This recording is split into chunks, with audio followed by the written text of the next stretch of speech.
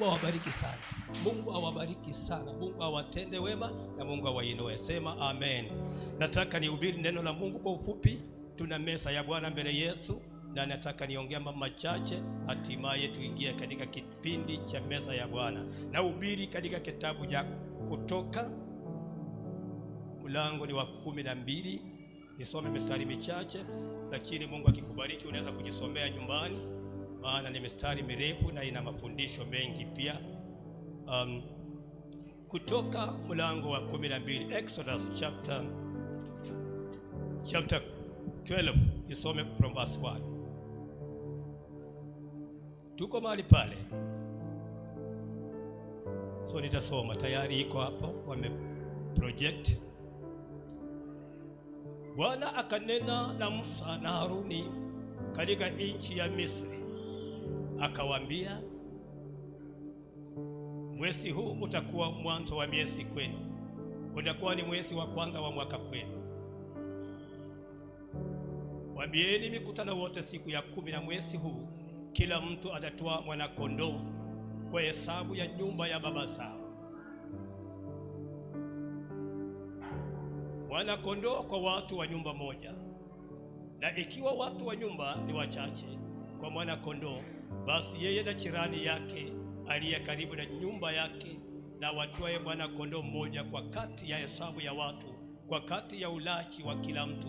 Ndivyo mtakavyofanya hesabu yenu kuwa yule mwana kondoo. Mwana kondoo wenu atakuwa hana tosari, wa kiume wa mwaka moja, mtamtoa katika kondoo au katika mbuzi. Nanyi mtamweka hata siku ya 14 ya mwezi ule ule, na kusanyiko lote la makutano wa Israeli watamchinja jioni. Nao watatoa baadhi ya damu yake na kuidia katika mimo miwili na katika kisingiti cha juu katika zile nyumba watakasomula. Watakula nyama yake usiku ule ule, imeokwa motoni, pamoja na mkate usiotiwa chachu, tena pamoja na mboga zenye uchungu. Msile mbichi wala kutokoswa machini, bali imeokwa motoni, kichwa chake pamoja na miguu yake na nyama yake na ndani. Endelea. Wala msisase kitu yake chochote hata asubuhi, bali kila kitakachosalia hadi asubuhi mtakichoma kwa moto. Tuendelee. Tena mtamla hivi, mtakuwa mmefungwa viuno vyenu, mmevaa viatu vyenu miguuni na fimbo zenu mikononi mwenu, nanyi mtamla kwa haraka, ni Pasaka ya Bwana. Continue. Na ile damu itakuwa ishara kwenu katika zile nyumba mtakazokuwamo, nami nitakapoiona ile damu nitapita juu yenu, lisiwapate biko lolote likawaharibu nitakapoipika nchi ya Misri. Bwana abariki neno lake. Baba, katika jina la Yesu, hilo ndilo neno lako mchana wa leo. Asante Mungu, lifanyike sawa sawa na vile Mungu umekusudia, kwa ajili wasikilizaji wangu na kwa ajili walioitwa na kwa ajili ya majina yao yaliandikwa katika kitabu cha uzima. Tubariki Mungu, nitumie kama chombo, na Roho Mtakatifu ninakupenda, maana unachukua ushukani wa kulieleza neno hili kwa ufasaha, maana wewe ni mwaminifu. Asante Mungu wetu, ni kwa Yesu Kristo naomba na nitakuamini. Amen. Bwana Yesu asifiwe. Ninaenda kuongea kuhusu maandalizi ya kuingia katika uwepo wa Mungu. Preparation of entering into the presence of God. Maandalizi ya kuingia katika uwepo wa Mungu. Bwana Yesu asifiwe. Uwepo wa Mungu ni mahali ambapo Mungu anapatikana, mahali ambapo pana uhuru wa kumfikia Mungu. Na lazima ili tuingie hapo, lazima tuwe na maandalizi. Tuko msimu wa Krismasi, tuna watu wameanza maandalizi ya Krismasi. Ili Krismasi iwe nzuri, tuna watu wameandaa. Hapa kanisani tuna watu waliingia merry-go-round, watamwakiwa pesa, wamejiandaa kwa ajili ya kwenda nyumbani Krismasi. Hapa kanisani tuna watu waliingia katika merry-go-round ya sukari, zimepangwa. Ndio utashangaa watu wanatoa wapi vitu, wamejiandaa. Bwana asifiwe sana. Kwa hivyo usio mwepesi wa kuanza kukashifu watu wanapepa sukari wakipelekwa. Hapana, hao watu wamejiandaa. They are prepared for Christmas. They all here. They knew that Christmas is coming and they were preparing very serious. Tuna watu hapa wamejiandaa nafasi kasini. Tayari watu wamechukua likizo. Tuna watu hapa wamejiandaa kwenda kujenga. Hawakuanza leo. Wamechukua time yao kujiandaa. Maandalizi is very important, fundamental. Without preparation you cannot do anything. Leo tumepatisa wanafunzi, tumewaandaa, tuliwatangazia, tuliwafundisha na tukawaandaa na tukawaambia watembee hivi, na hata tuliwaambia watembee na nguo mbili. Maana wangepatiswa inabidi wafanye na nguo nyingine. Praise the name of Jesus. So you can see the importance of preparation. Very important. Kwa hivyo hata Mkristo pia inahitaji watu kujipanga, kujiandaa. So Mungu hivyo ndivyo pia hangelipenda watu waingie tu katika uwepo wake, katika ushirika na yeye, katika kukutana na yeye pasipo kuwa na mpango. Ambia mwenzako kuwa mtu wa mpango. Praise the name of Jesus. Even a family wise, we need to have people who have plan. Any family that has no preparation, no plan, nothing will happen. So the Bible says, Mungu akafanya mpango, maandalizi kwa ajili ya taifa la Israeli. When the time had come, God had promised them by the covenant that mutakaa nchi ya uhamishoni ya utumwa kwa kipindi cha miaka zaidi ya 300. Miaka 400 mtakuwa nchi ya utumwa. Lakini time shall come, I will bring you from the captivity, from the slavery, so that niwapeleke mahali ambapo nataka niwafanye kuwa taifa teule. Praise the name of Jesus. Ndiposa Mungu akaandaa siku hiyo. Na Mungu akaandaa siku hiyo. Kitabu ambacho tumesoma ni maandalizi ya Mungu kwa wana wa Israeli kuenda kupata nafasi ya kuitwa taifa teule la Mungu na kumwabudu Mungu.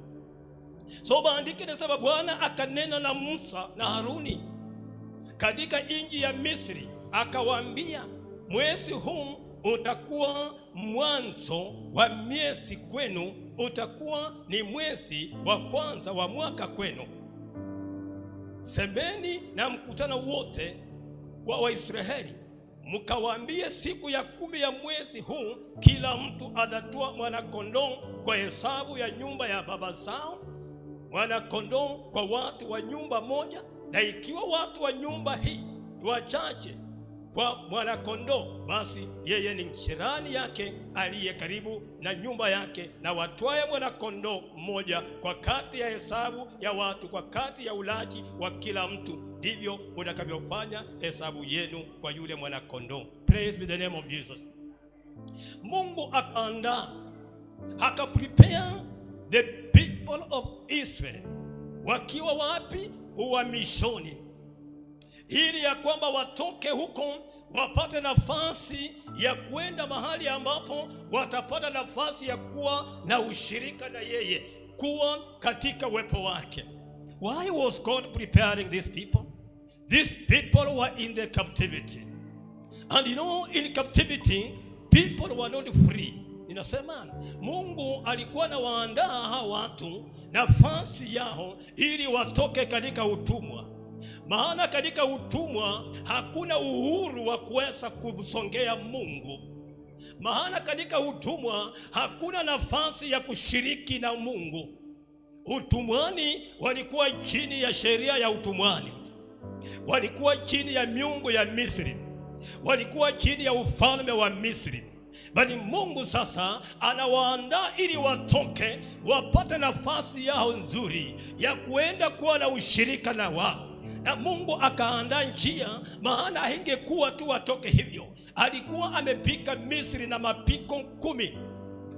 Lakini mfalme wa Misri, Farao, alikuwa bado amekuwa na moyo mgumu. Na usiku huu God has come with another plan. Ambia mwenzako Mungu atakuja na mpango mwingine. You know, so many plans can fail, and I'm sure there are so many plans of people here has failed. Tuna mipango mingi inaweza kushindikana, na ninajua tuna mpango wa mtu umeshindikana.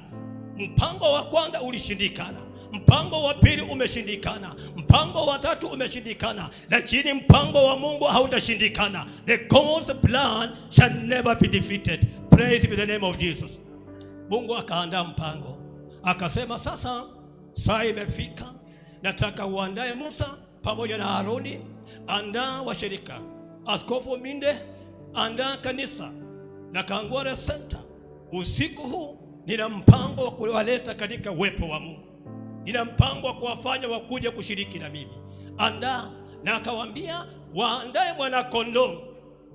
Mwana-kondoo huyu atachinjwa, na huyu mwana-kondoo atachinjwa kulingana na hesabu ya watu, ili ya kwamba akichinjwa wale huyo mwana-kondoo na hakamilike.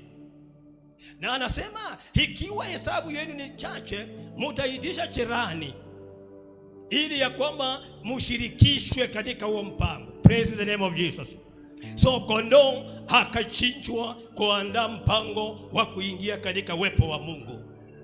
Na katika huyo kondoo, maandiko yanasema Mungu akawachilia ya kwamba ikiwa mtakuwa wachache mshirikishane. Mungu akaonyesha roho ya ushirika, roho ya kushirikiana.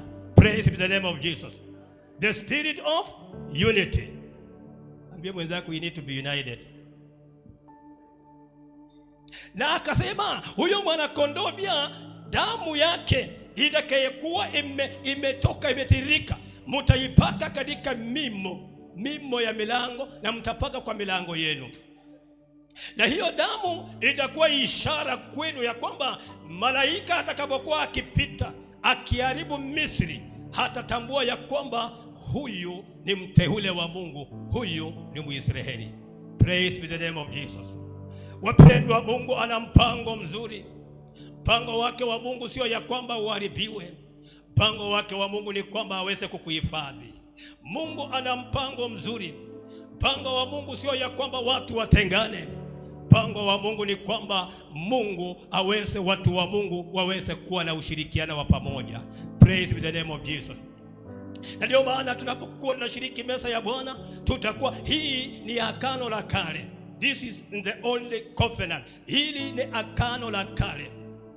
Lakini tutakapokuwa tunashiriki meza ya Bwana asubuhi ya leo, tutakuwa tunakumbuka agano jipya, ambayo ule kondoo ambaye alichinjwa kule Misri, Yesu Kristo anaingia katika nafasi ya mwana-kondoo.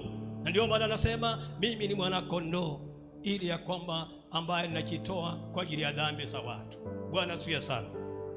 Ulikuwa mpango wa Waisraeli, lakini tutakapokuwa tunashiriki meza ya Bwana mchana wa leo, ni mpango wa ulimwengu mzima. Jesus became the lamb of the world.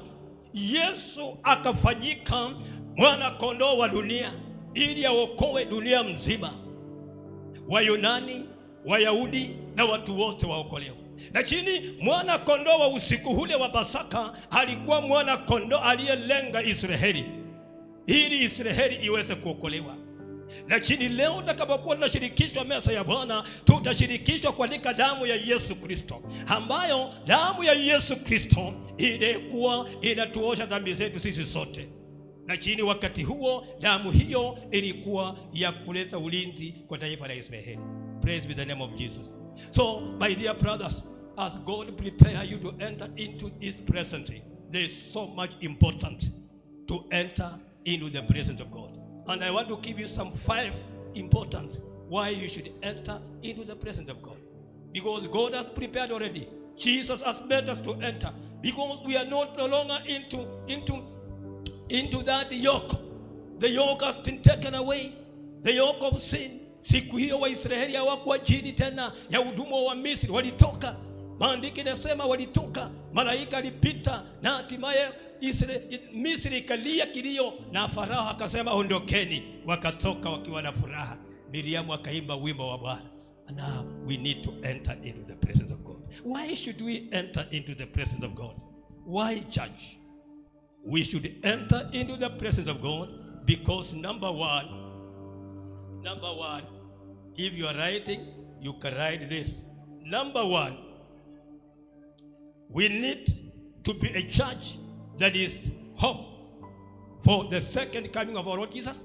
Kanisa ambalo lina tumaini, kanisa ambalo lina matumaini. Singelipenda mshirika uishi maisha ya kutokuwa na tumaini. Singelipenda mwanafunzi ambaye uko shuleni unasoma na una matumaini. I want to assure you, wala ambao mmesoma hapa kanisani, hapa mahali Mungu amekuleta, hautakosa kazi. Utasoma, utapita na utafanikiwa kupata kazi. Praise the name of Jesus. That's the hope that we have. We need to enter into the presence of God so that we can have hope in our Lord Jesus. Hope inamaanisha mambo ambayo unayatarajia. Umefanya mtihani wako, tarajia kwamba come the end of December we shall be celebrating. Umeolewa jana, tarajia ya kwamba mwaka kama huu Mungu atakuwa amekubariki. Have hope. Have hope, my dear brothers and sisters. Unajua usipokuwa na tumaini mama, utasimia. Usipokuwa na tumaini na watoto ambao uko nao, utawasomesha. Praise be the name of Jesus. Siku moja dada moja akashuhudia, akasema wazazi wake walikataa kumsomesha. Maana wakasema, nitasomesha huyu msichana, siwezi kusomesha mwanaume bibi. So huyo dada akawa analia majozi, akawa anaona kana kwamba wazazi walimkosesha kitu ya dhamana sana. Do you know what happened? Why the parents did not educate that lady? They were hopeless. They had no hope. But today, when we have hope in our daughters and our sons, we can educate them. We can educate our sons and our daughters. We can give them the best education. We can prepare for them, because in the presence of God we are getting hope. Bwana asifiwe sana. Tukiingia katika uwepo wa Mungu, mtoto wa Mungu, nina matumaini ya kwamba Mungu atanibariki. Huko hapa binti ambaye hujaolewa, haiendi na miaka, wewe kuwa na tumaini ya kwamba Mungu anaenda kukufungulia mlango kwa wakati wako. Huko hapa ndugu usiye na kazi, haiendi na miaka. Just remember, God will give you a season whereby you will have a blessing and you will say, this is the Lord. Can you say amen? Can you pray amen? Kuwa na matumaini. Kama umewahi kusoma hiyo kifungu Jeremiah, usome hiyo verse 11. Ukisoma verse 10, you read verse 10. You read verse 10. It is a preparation. Nimesema preparation to enter into the presence of. Ambie mwenzako maandalizi kuingia katika uwepo wa Mungu. Maana Bwana asema hivi, papeli utakapotimizwa miaka 70, nitawachilia nyinyi na kulitimiza neno langu jema kwenu kwa kuwarudisha mahali hapa. God was to prepare them, to take them from the captivity, to remove them from Babylon, from where they worship gods of Babylon, so that they can come in the place where they can worship the God of Israel, so that they can enter into his presence. It is my prayer that Mungu akupe tumaini. Sema amen. Mama uliyekosa tumaini hapa, pokea tumaini. Ndugu ambaye huna matumaini, pokea tumaini. Mama uliyevunjika moyo, jipe moyo. Praise the name of Jesus. Number 2, the love of God was shown to these people. There is love of God in the presence of God. Mungu akitazama taifa la Israeli, alikuwa anaona taifa ambalo analipenda. Alikuwa anaona mateso ambayo wamepitia. In the book of Exodus chapter 2 verse 20, the last chapter, anasema ya kwamba nimesikia kilio cha wana wa Israeli. Nimeona mateso ambayo wanaipitia. Nami Mungu nimeshuka ili ya kwamba niweze kuwaokoa. Na akamwambia Musa, nimekuja kuwa wewe ndiye utakayeenda kuokoa wana wa Israeli. That was the love of God. In the presence of God we experience the love of God. And that's why we encourage church to enter into God's presence, because hapo ndani ya uwepo wa Mungu, mtoto wa Mungu, utahisi upendo wake Mungu. Mungu alitaka Israeli watoke Misri ili wakuje katika uwepo wake, ndiposa waushuhudie upendo mkuu aliokuwa juu yao, maana Mungu alikuwa amewafanya kuwa taifa teule. My dear sisters, this morning nataka nikutie moyo, jifunze, jiandae kukuwa katika uwepo wake Mungu, maana you will experience the love of God. Praise be the name of Jesus. You will experience the love of God. Utahisi uwepo wa Mungu, utahisi upendo wake wa Mungu. Maybe we can read the scripture in the book of Psalms 86 and see what it says. Psalms 186 verse 11 to 12.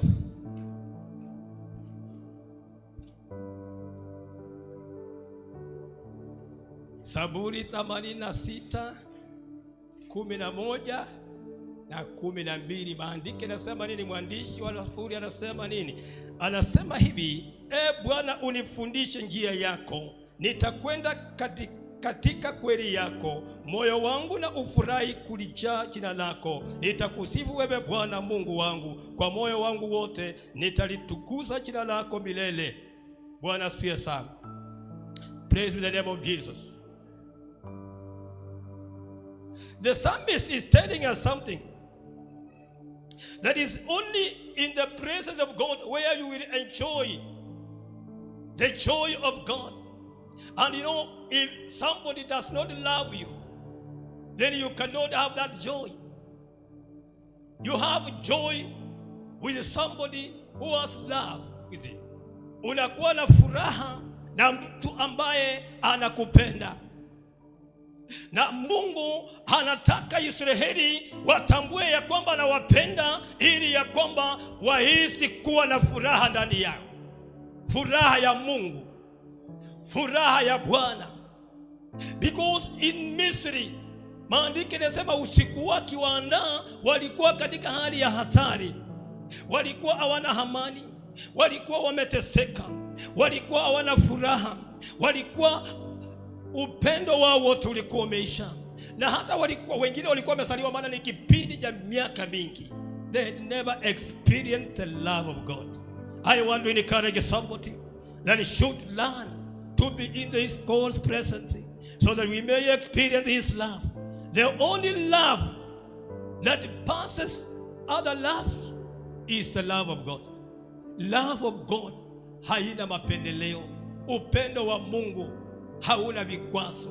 Maandiko yanatutia moyo kwamba the moment we enter in His presence, we shall experience His great love.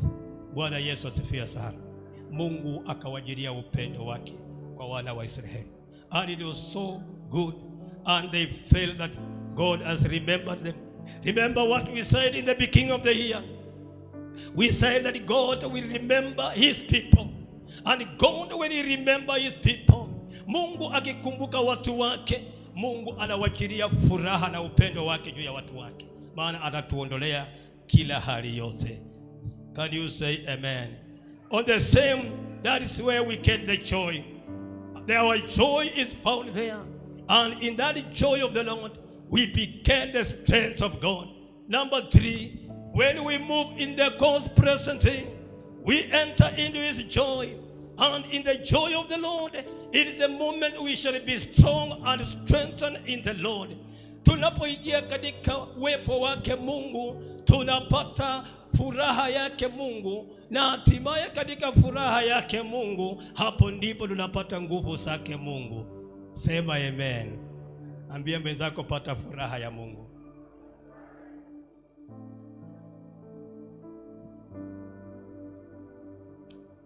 Maandiko yanasema katika kitabu cha Nehemia, ni kitabu ambacho inapenda kukikariri, maana huwa kinanitia moyo. Nehemia mlango wa 8 mstari wa 10, Biblia inasema, kisha akawaambia, enendeni zenu mule kilichonona na kunywa kilicho kitamu, tena mpelekeeni sehemu yeye asiyekewa kitu, maana siku hii ni takatifu kwa Bwana wetu. Wala msihusunike, kwa kuwa furaha ya Bwana ni nguvu zenu. And that's why we encourage church whenever you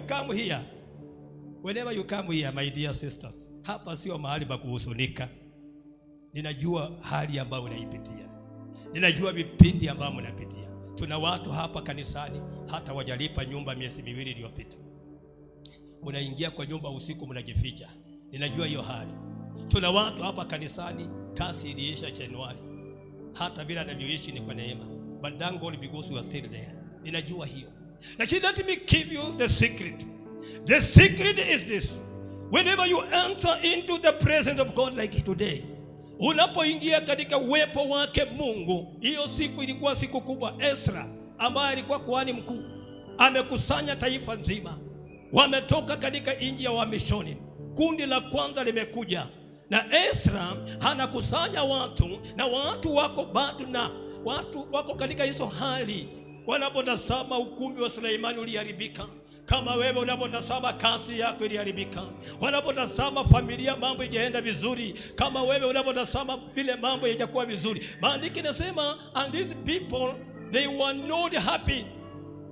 And he said, this day is holy to our Lord, to not grieve, for the joy of the Lord is your strength. So when we meet in the service today, huu ni wakati ambapo ninataka mwanamke, nataka kijana, nataka mwanaume, nataka yeyote aliyeingia katika nyumba ya Mungu to rejoice, because it's when you will get God's strength. Praise the name of Jesus. Unahitaji kuwa na furaha kando na hali ambayo unaipitia. Mwambie Mungu ya kwamba unaijua. Can you say amen? Na ndio maana mtume Paulo anawaambia Wafilipi katika Wafilipi mlango wa 4 mstari wa 6-7. Msijisumbue na jambo lolote. Msijisumbue na jambo lolote. Lakini katika kusali na kuomba, ukianza mstari wa 4 anasema furahini, tena anasema furahini.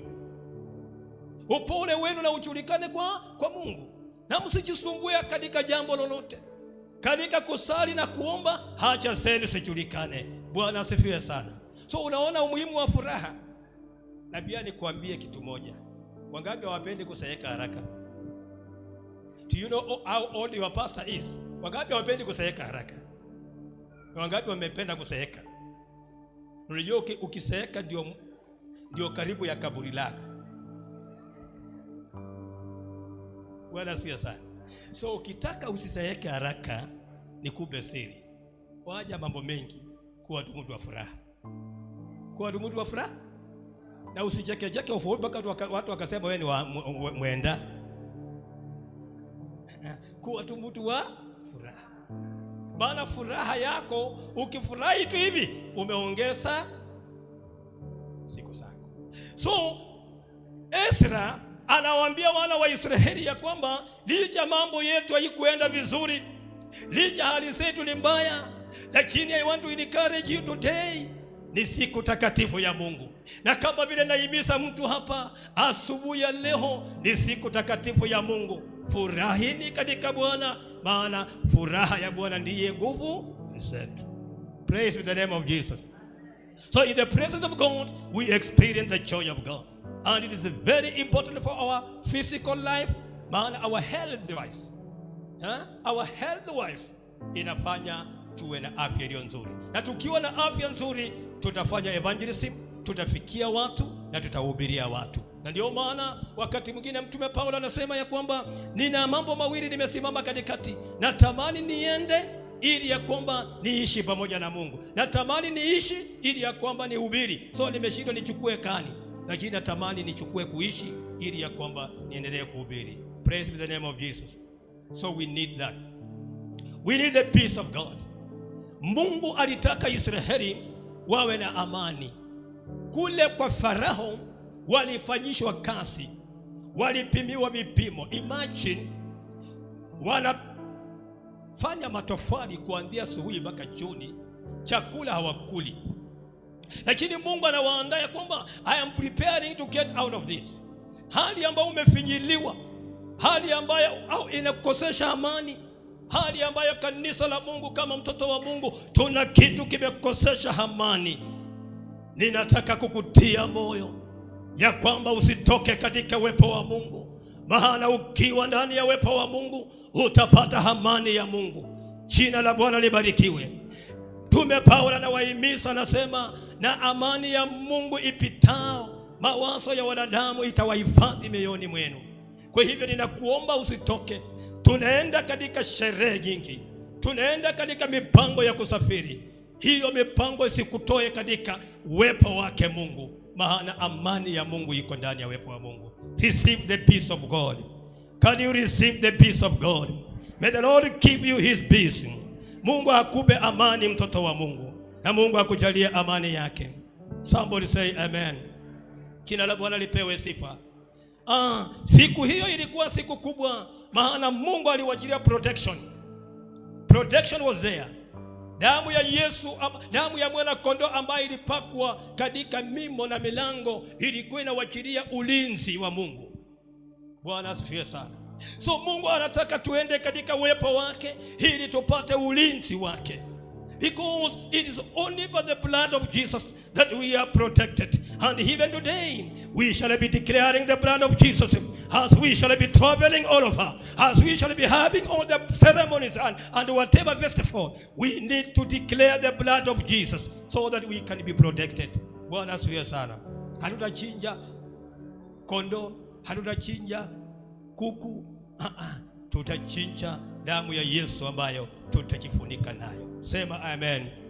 Kwa hivyo, there is a protection in the blood of Jesus. There is protection in that blood. There is protection in the presence of God. Maandiko yanasema, thank you for the preacher of last Sunday in Isaiah chapter 54 verse 17 is a famous scripture.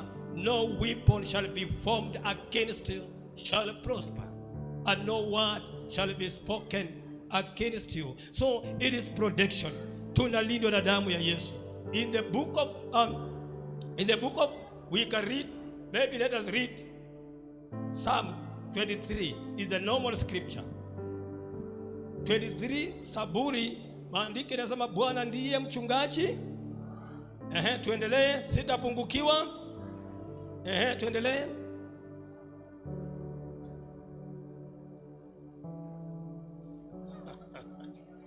Kanisa, Bwana asifiwe.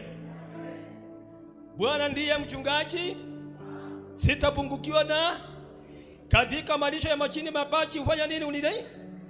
Kando ya maji ya utulivu uniuisha nafsi yangu na kuniongo katika njia ya haki na kwa ajili ya jina lake. Namu nijakapopita kati ya ponde la uvuli wa mauti sitaogopa mabaya, kwa maana wewe u pamoja nami. Protection. Protection in the presence of God. Usiwache Bwana. Usiingie katika sherehe za Krismasi ukawacha Bwana. Bwana awe mchungaji wako. Nilikuwa kwa ushirika wa vikundi jana, na nikasikia washirika wanasema tumefunga mikutano, which is very important. Tumefunga mikutano, lakini nataka niwape tahadhari. Usifunge uwepo wa Mungu pamoja na wewe.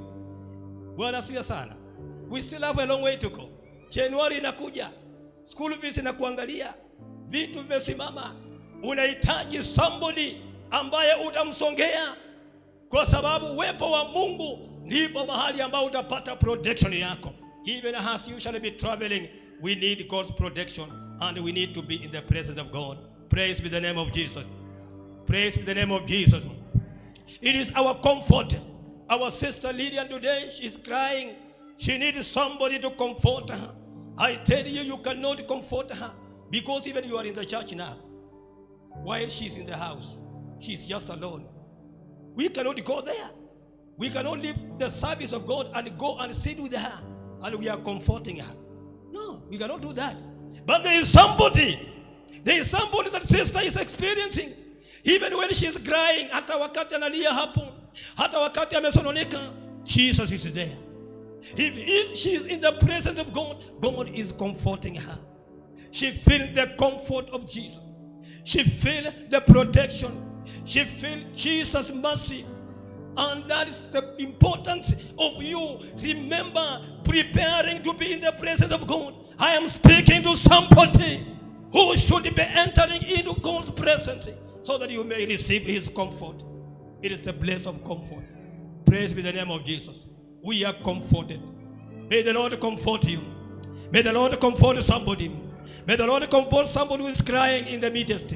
May the Lord comfort your family. Praise be the name of Jesus. Jina la Bwana lipewe sifa. Jina la Bwana lipewe sifa. It is a place of provision. Mungu anaenda kutujalia vitu ambavyo tunavihitaji. Provision for the school fees of next year. Provision for what you need in life. Provision. God will provide. Remember, Abraham alikundua hii siri sana. Abraham amechukua mwanawe Isaka na kuni, wanaenda kumtolea Bwana sadaka. That is Genesis chapter 22.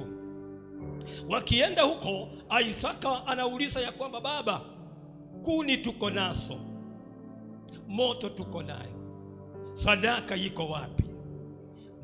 Abraham anaambia mwanawe Isaka ya kwamba God will provide.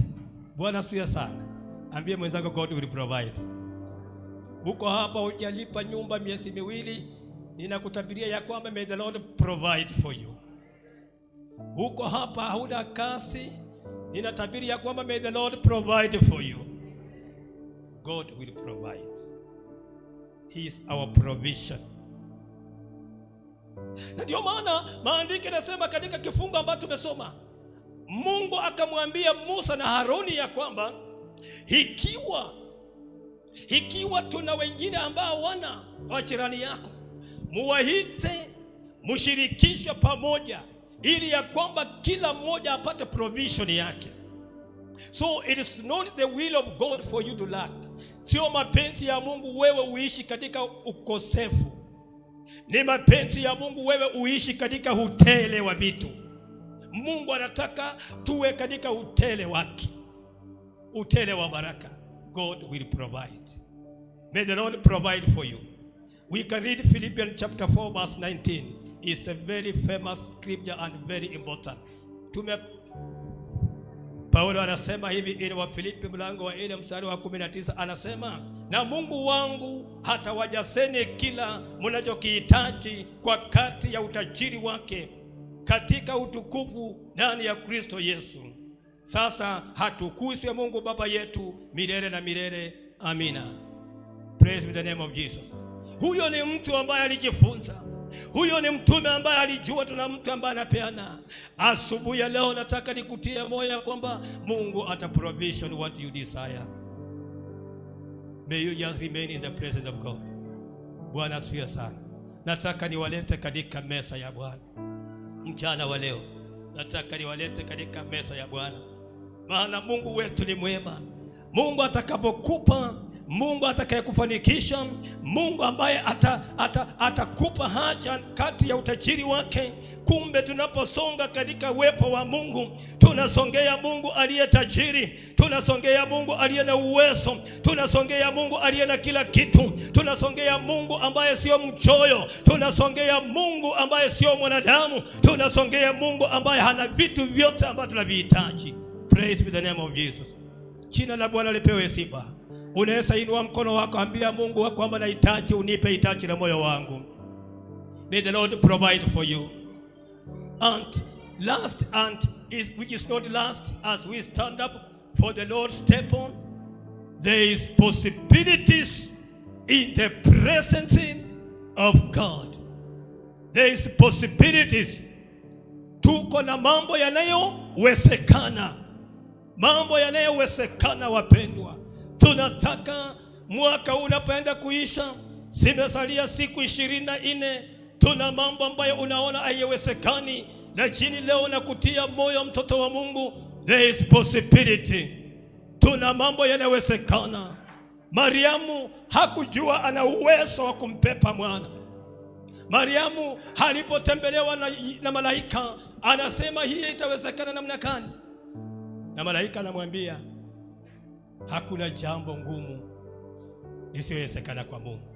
Mariamu anaona akiwa bikira, anaona ya kwamba haiwezekani kumpepa mwana, lakini Mungu anaona ya kwamba ana uwezo.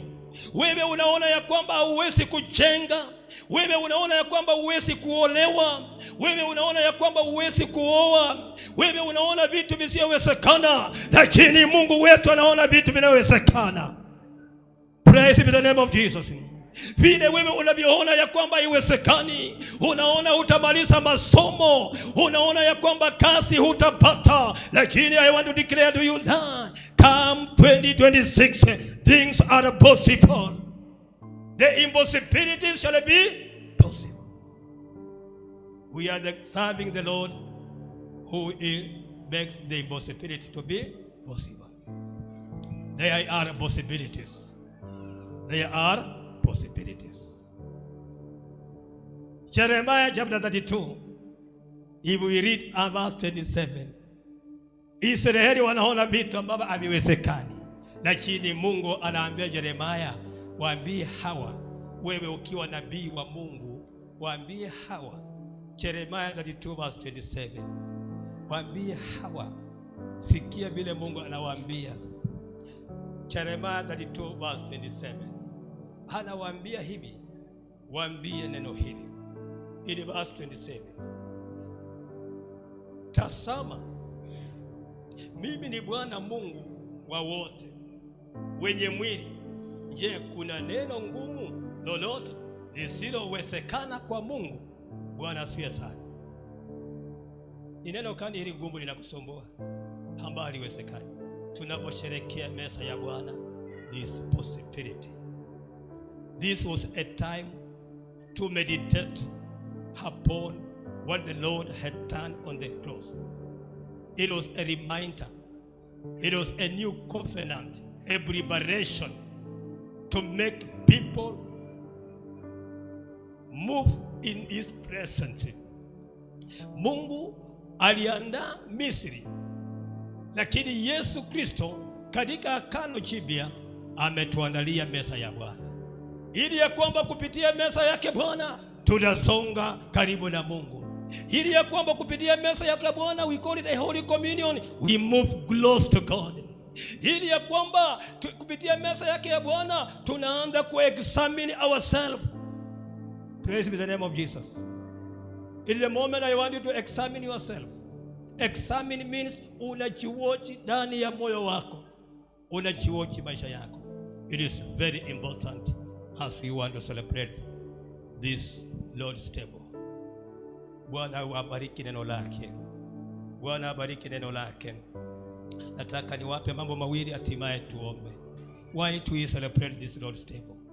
Baada ya Mungu kuiandaa kule Misri, why Jesus prepared this for us? Yesu alituandalia hii meza ya Bwana kwa nini? Maana Kristo alikuwa anaandaa ukombozi wa ulimwengu mzima. Yesu anatuandalia meza ya Bwana number 1, ili ya kwamba tuweze kukumbuka, kutazama nyuma kifo chake na kutarajia kurejea kwake Yesu Kristo. Meza ya Bwana hii ambayo tunaenda kuisherehekea siku ya leo, wapendwa, it is a remembrance to look back on Jesus, because Jesus is not there today.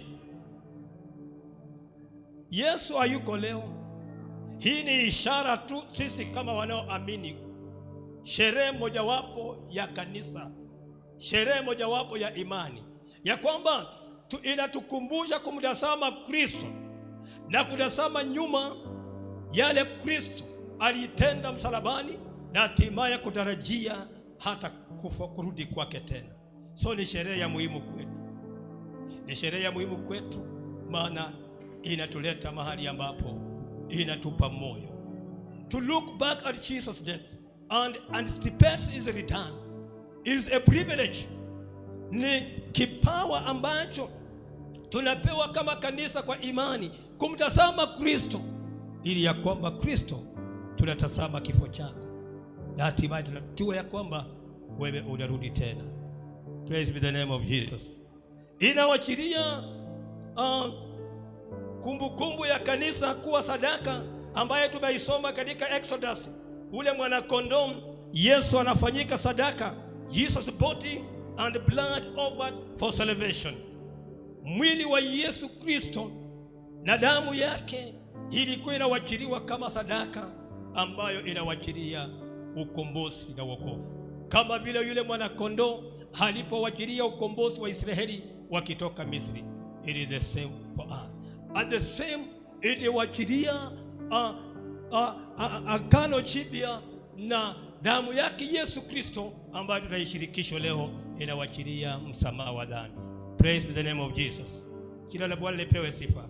Can you say amen?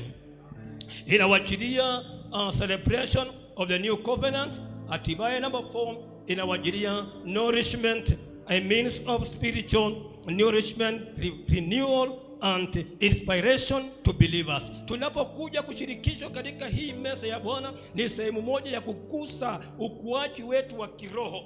We need to nourish in the things of God, in the spiritual life, as we do it every time. We remember the death of Jesus. We remember the suffering. We remember the forgiveness of our Lord Jesus on the cross. And here it makes us grow in our spiritual life, nourishment in our life.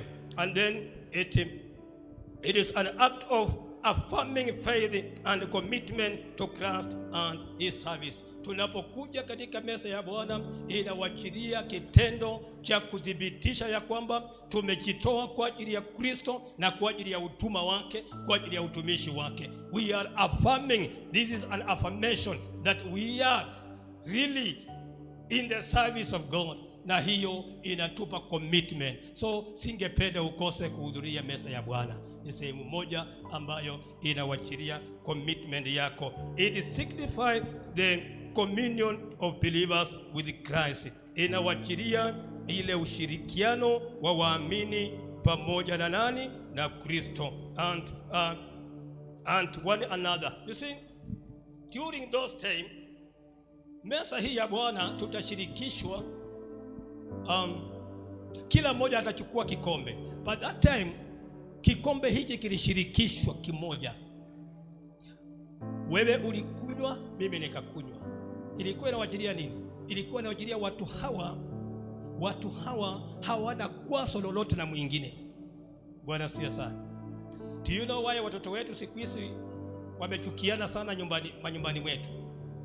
Miaka hiyo ndugu kwa ndugu walipendana sana, kwa sababu walitengeneza chakula na wakaweka pamoja, wakatengeneza sahani ya mboka wakaweka pamoja, na wote wakakaa kwa meza moja, na kila mmoja alikuwa anachukua anatonga mahali pale.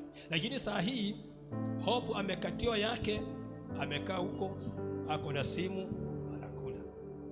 John amekatiwa yake, amekaa huko ako na simu anakula. Huyo ana mkono mkubwa, amepakua mboka tu nyingi, ameweka, ana wengine wanawacha wengine wakilia tu wakiangalia. Hiyo ndio maisha tunaishi. Alafu niambia hawa watoto wako watakuja kuwa pamoja lini?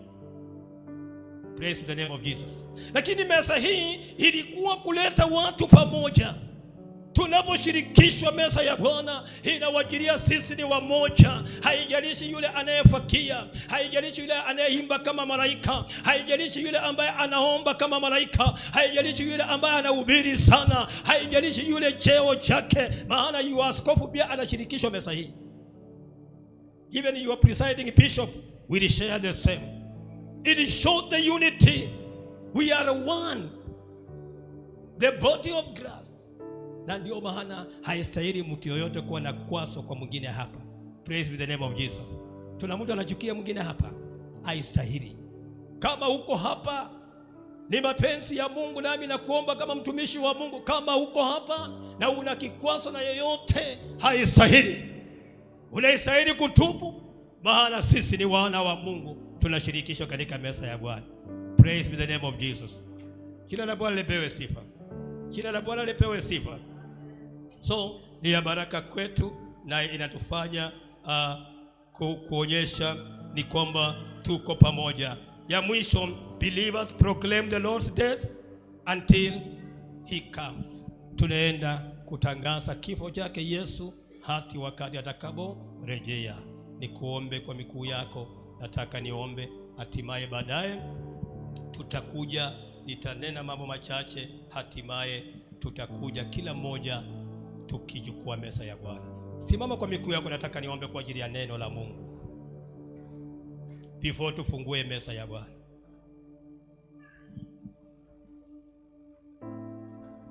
Wapendwa, tuko katika msimu wa maandalizi, na msimu tunahitaji tukiandae na tusiwe mbali katika uwepo wa Mungu. Wapendwa, tumeona faida nyingi ambazo Mungu anatuandalia tukiwa karibu na yeye.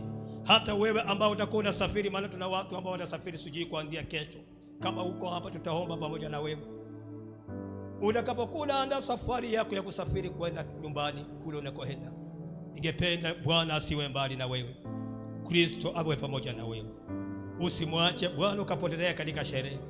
Unaweza sherekea ukapotelea katika sherehe ukasahau Bwana. Na watakayesalia Nairobi, ningependa tusiwe mbali na kanisa. Let us come and worship God and have fellowship with him. Have close intimacy with him. Let us move closer to him, because he will provision for us, because he will protect us, because he will nourish our life, and because he will comfort us. He will give us the joy that we want. He will give us the love. He is our Lord. He has promised to do that. Inua mikono yako juu. Unaweza kumwambia Baba ni asante. Mwambie Baba ni asante. Tungali na siku 24 tu kumalizia mwaka huu. Ambia Baba ni asante. Baba aweze kukulinda. Baba aweze kukupa hitaji la moyo wako. Katika maandalizi haya tunawezekana vitu vikienda vizuri, moyo wako umefunjika, Baba akupe furaha yake, maana furaha yake ni nguvu za Bwana. Mwambie Baba ni asante. Baba aweze kukulinda. Najua utakuwa unaondoka katika safari ya maandalizi ya Disemba hii. Wengine mtasafiri, Baba awape ulinzi. Mwambie Baba ni asante. Mtaenda kule mlikosaliwa, tunawajao na wangojea. Wengine mtaenda huko kipindi cha mwaka mzima, mtaenda mahali pale, wakanga wa kwenu na wajao wanasimama. Tunamwambia Baba akawalinde. Tunamwambia Baba aweze kuwalinda. Natangaza damu ya Yesu Kristo. Unaweza kumwambia Baba, nataka unifunike na damu yako, damu iliyotirika mpaka msalabani iweze kukuhifadhi. Tunatangaza ushindi wa Jehova. Mungu akupe furaha, Mungu akupe amani yako. Umekosa amani katika vipindi ambavyo vimepita, katika jina la Yesu. Katika maandalizi haya, Bwana wa majeshi, tunapokula mkate huu, tunaposhirikishwa katika damu yake Yesu Kristo, upate amani ya Bwana. Pokea amani wewe uliokosa amani. Asubuhi na mchana wa leo tunapoingia katika sherehe ya Krismasi, maandiko yanasema yule atakayezaliwa kwetu, yeye hataitwa Emanueli, hataitwa mfalme wa amani. Tunatangaza amani, amani ya Kristo iweze kukutosha, iweze kukuhifadhi. Jehova hawe Mungu pamoja na wewe, hakutangulie. Maandiko yanasema Yesu ni mchungaji wangu, sitapungukiwa na kitu. Ninaomba usipungukiwe na kitu. Bwana awe mchungaji wako, hakuhifadhi kati ya maji ya utulivu, haweze kukuongoza. Koko lake iweze kukulinda. Twanena amani, twanena ukuu wa Mungu. Asante Baba wa mbinguni, asante Jehova, asante kwa kipindi, asante kwa miezi 11, asante kwa umbali ambayo Bwana umetuleta. Ninakupa ibada na sifa, ninakushukuru na nena ukuu wako ndani ya watu wako. Tunakataa kila mipango ya shetani, tunakataa nguvu za kuzimu za kuandama watu wako katika msimu wa Krismasi. Tunakataa mipango iliyowekwa kinyume na mapenzi yako, tunakanusha katika jina la Yesu Kristo. Watu wa Mungu watakuwa wanasafiri, tunakanusha mipango ya ajali katika barabara zetu, tunakemea katika jina la Yesu Kristo ikabale kushindwa. Nakemea kila mipango, nakemea kila nguvu za kuzimu, nakemea kila njia ambazo shetani ameandaa, tunakataa katika jina la Yesu Kristo. Natangaza damu ya Yesu Kristo, damu ya Yesu Kristo, damu ya Yesu Kristo, damu ya Yesu Kristo itufunike, damu ya Yesu Kristo itutakase, damu ya Yesu Kristo